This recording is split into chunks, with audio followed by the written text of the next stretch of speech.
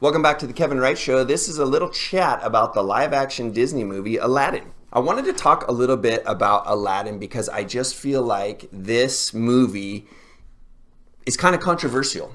It's controversial because, like, why the fuck even make a new live-action movie after the classic animated Aladdin has been around for so long? It's controversial because it didn't even get a fresh tomato rating on Rotten Tomatoes. It got like a rotten ranking, just barely. I think it's down in like the 50s or 60s range. So it didn't get stellar reviews. It's not like a 90% movie. It did make a ton of money. People went out and saw it. I think it crossed the 1 billion mark, and it made more money than the original animated movie from back in the 90s. So it's a success, but it's got some haters, and there's some controversy around it. I want to say this. I really liked the live-action Aladdin movie. I had a great experience. I got to go to the premiere with my daughter, and we had a fantastic time. And I want to just say a couple things on why I think Aladdin is the blueprint, in my opinion, for how Disney live-action should go, and anyone else converting animated movies to live-action. I think there's the recipe for doing live action movies out of existing properties that were animated is it's okay to stick to the original story. Aladdin does that. Aladdin sticks to the original story. It's right in line with it, but it tweaks some things that make it worthwhile. Because if you're not going to tweak a few things, don't even do it. If you're just going to do a shot-for-shot remake of the animated movie, it's not worth doing.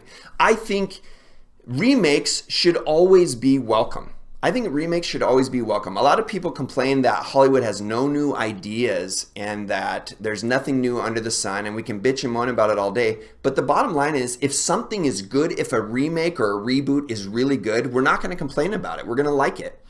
You know, I've always said, like, Batman. Batman's a great example. Batman is a comic book character that's been done 1,000 different ways in the comics.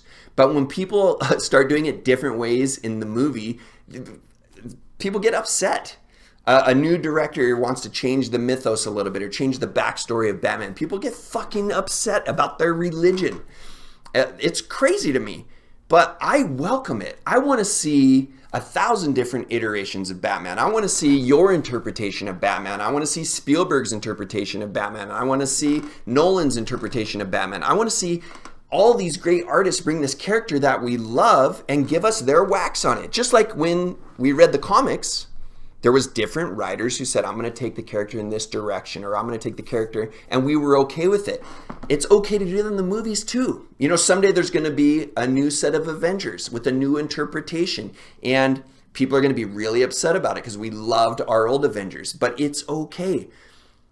One of the beautiful things about art is the new interpretations are going to expand our minds and blow our minds. That's why I'm okay with Disney remaking all the animated movies into live action movies, as long as they're well done. And so I think Aladdin is the blueprint because they kept the core story, but they tweaked enough of it. Some of the tweaks that they made in Aladdin were the characters. So Will Smith does not try to be Robin Williams. Robin Williams in the original Aladdin was iconic. It's one of the most legendary animated voice acting roles of all time. Some people know of Robin Williams just because of his role as the genie in the original Aladdin. So Will Smith does not try to be him. He's his own character. They give the genie a romance story in this. He gets to have his own little story arc, not just about becoming free from the lamp, which is the classic genie story, but he gets to have a romance story and build a family and explore the things of why would a genie want to be free? Well, so he can do these things and he can live out life as a human and have a family. And we get to delve into that, and it's really cool. So the genie's character and storyline has changed. Jafar is changed. In the live action movie, Jafar is much younger. He's also less sure of himself. In the animated movie, the Jafar is very calculated and planning and menacing, and we get the sense that he's got this maniacal plan to take over the world, and he's moving forward with it all the time. In this movie, they tweak Jafar's character. They make him younger, and they make him less sure of himself, and he shows some anxiety and some worry. And even a couple times you start thinking he might not go through with being a bad guy. He does. He ends up being a real dick. But they tweak his character enough to show that he's not as sure of himself. It's a little bit more sympathetic villain. Um, Aladdin is the one character I would say who's a lot closer. His performance is great. That all the actors in this movie are great. That's the other thing about converting to live action. The blueprint that Aladdin shows us is get great performances. I think that's where Dumbo failed, is that the performances were kind of forgettable.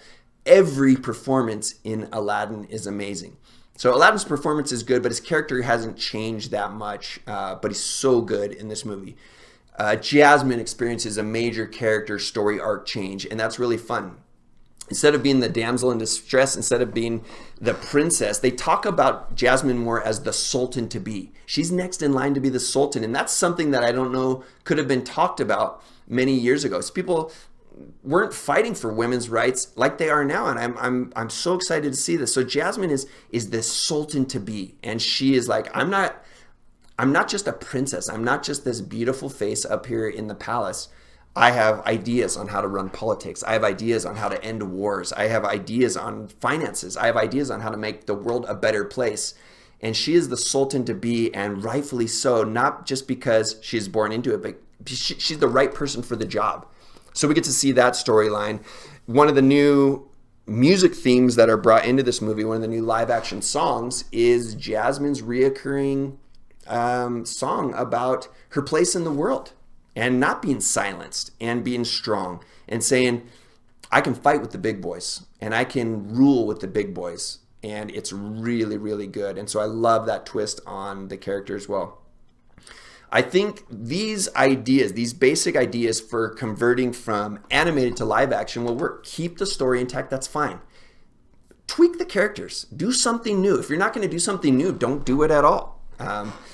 I even think it's okay to change the story a little bit. You know, what the hell? Why the fuck not?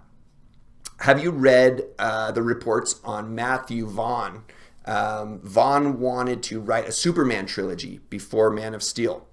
We all know Zack Snyder came out with Man of Steel, but Vaughn was writing some ideas about the Man of Steel, about Superman, and he wanted to change Superman's origin story to this idea where Superman stays maybe on Krypton, and Krypton doesn't explode until maybe Superman is a teenager. So he gets to experience growing up and forming his personality and being who he is, and he doesn't have to go to Earth until he's older. I think that is a fantastic idea. A lot of people will flip the fuck out because it changes a lot of the mythos of Superman coming to Earth as a baby and the Moses Jesus story.